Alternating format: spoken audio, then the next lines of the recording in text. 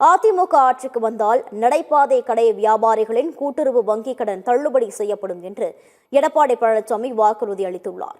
ஈரோடு மாவட்டம் பவானிசாகர் பகுதியில் அதிமுக பொதுச் செயலாளர் எடப்பாடி பழனிசாமி நேற்று தேர்தல் பிரச்சாரம் மேற்கொண்டார். அப்போது பேசிய அவர், திமுக ஆட்சியில் கடன் சுமை அதிகரித்து விட்டதாகவும் சட்டம் ஒழுங்கு உள்ளிட்ட பிரச்சினைகள் இருப்பதாகவும் கூறினார். அதிமுக ஆட்சிக்கு வந்ததும் கனிமவள கொள்ளை தொடர்பாக நடவடிக்கை எடுக்கப்படும் என்றும் நடைபாதை கடை வியாபாரிகளின் கூட்டுறவு வங்கிக் கடன் தள்ளுபடி செய்யப்படும் எனவும் தெரிவித்தார். இரவினில் ஆட்டம் பகலிலே தூக்கம் என்ற பாடல் வரிக்கு இலக்கணமாக இருப்பவர்கள் தமிழ்நாட்டை ஆண்டு கொண்டிருப்பதாக விமர்சனம் செய்தார். மக்களை மறந்துவிட்டு கொள்ளையடித்து குவிக்கும் திமுக குடும்பத்தை தேர்தலில் வீழ்த்தி அதிமுக ஆட்சி அமைக்கும் எனவும் எடப்பாடி பழனிசாமி கூறினார்.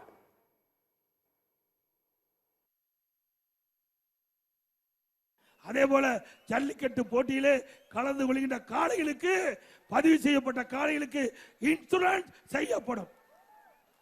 அதேபோல சிறுபான்மை வகுப்பை சேர்ந்த மகளிர் சுயக்குழு தொடங்குவதற்கு வட்டிலா கடன் மற்றும் மாற்றுத்திறனாளி கூட்டுறவு வங்கி கடன் தள்ளுபடி செய்யப்படும்.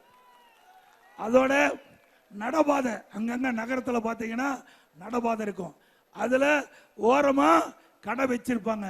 அந்த கடைக்காரெல்லாம் அங்க கூட்டுறவு வங்கியில கடன் வாங்கி இருக்கிறாங்க, அந்த கடன் தள்ளுபடி செய்யப்படும்.